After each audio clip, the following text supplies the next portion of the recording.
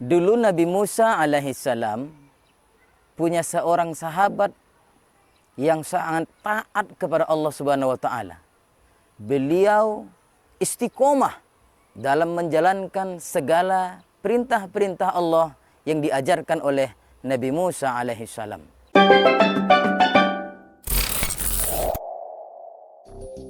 Dinukum Sultan Official. Assalamualaikum warahmatullahi wabarakatuh. Sahabat Dinukum Sultan Official yang dirahmati Allah.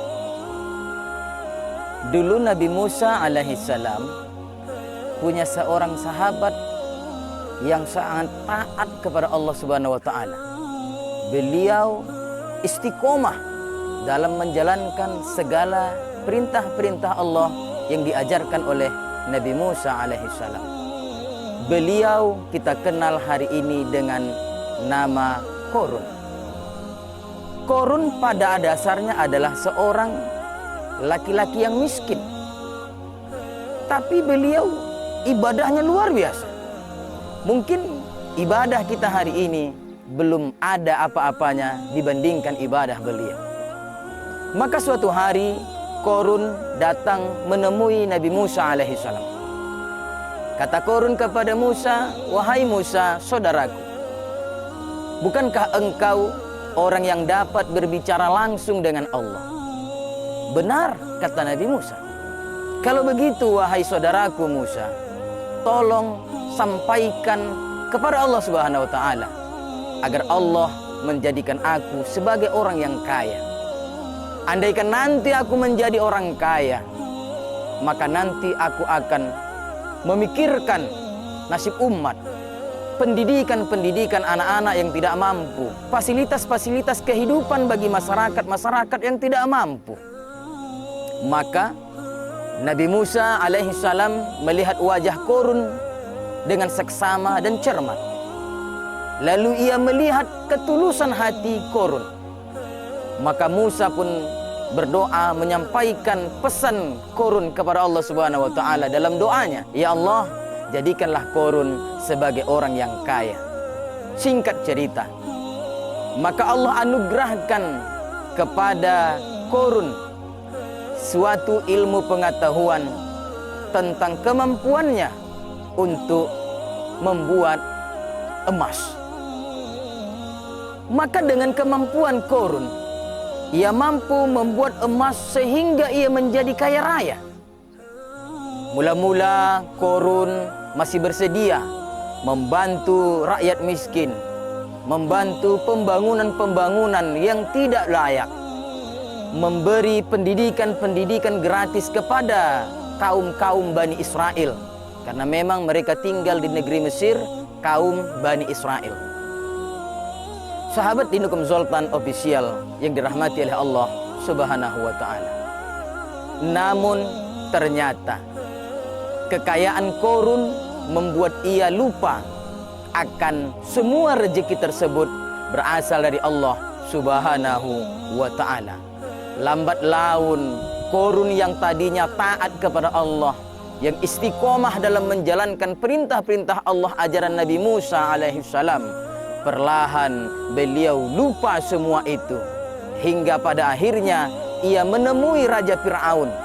Lalu berkata kepada Fir'aun, "Ya Fir'aun, aku ingin membangun kerajaan di samping piramida." Korun pun mulailah membangun istana kerajaannya di sana. Semua terbuat dari emas, dengan pasukan 6.000 pasukan berkuda yang mampu membangun istana mewah tersebut dalam sekejap mata. Musa alaihissalam datang menemui Korun. Kata Nabi Musa kepada Korun, "Ya Korun, ingat hartamu dari Allah. Dulu kau minta agar aku memohonkan kepada Allah agar kau jadi orang kaya. Dulu kau katakan kalau kau jadi orang kaya, kau akan membantu fakir miskin, membantu pendidikan anak-anak yang tidak mampu. Kemana semua yang kau janjikan itu, Korun?" Maka Korun marah kepada Musa hingga puncaknya. Dia fitnah Nabi Musa. Dia panggil seorang wanita pelacur yang cantik dan jelita. agar perempuan pelacur tersebut mengakui bahwa Nabi Musa telah berbuat zina kepadanya. Di tengah masyarakat yang ramai dikumpulkan, lalu mereka seolah-olah bertanya kepada Musa, yang pertanyaan itu adalah untuk menjatuhkan Nabi Musa alaihissalam. Korun bertanya, "Wahai Musa, kalau ada orang mencuri, hukuman apa yang harus diberikan kepadanya Musa?"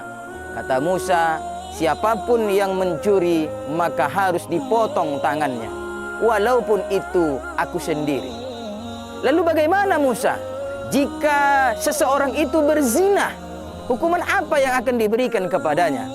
Kata Nabi Musa, siapa yang berzina, hukumannya adalah dirajam, walaupun itu aku sendiri. Pertanyaan-pertanyaan tersebut lalu mereka tekankan dan jatuhkan kepada Musa. "Wahai Musa, bukankah kau telah berzina dengan seorang perempuan cantik? Bukankah kau telah berzina dengan seorang perempuan pelacur? Ini perempuan yang kau zinahi tersebut." Tapi karena Allah sangat mencintai dan menyayangi Nabi Musa alaihissalam, maka seketika perempuan yang mereka bayar untuk mengakui bahwa dia telah berbuat zina dengan Nabi Musa, perempuan itu mengatakan, "Aku dibayar oleh Korun agar mengakui bahwa aku telah berbuat zina dengannya."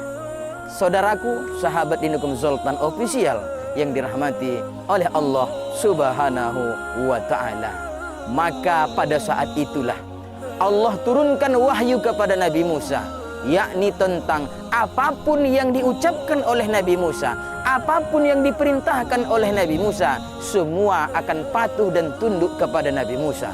Maka Nabi Musa berkata kepada tanah, "Wahai tanah, kau bukalah dirimu, tenggelamkan Korun bersama dengan harta-harta dan tentaranya."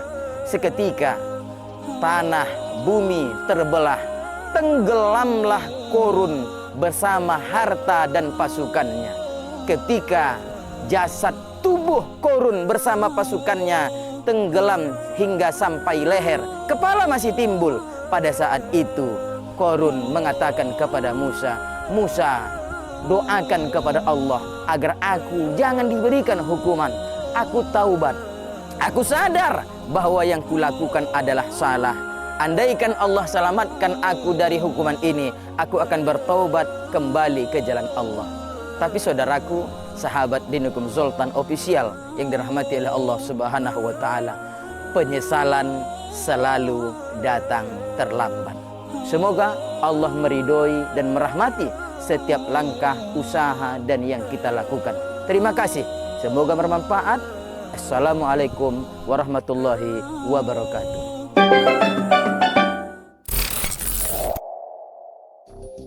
Dinukum Sultan Official.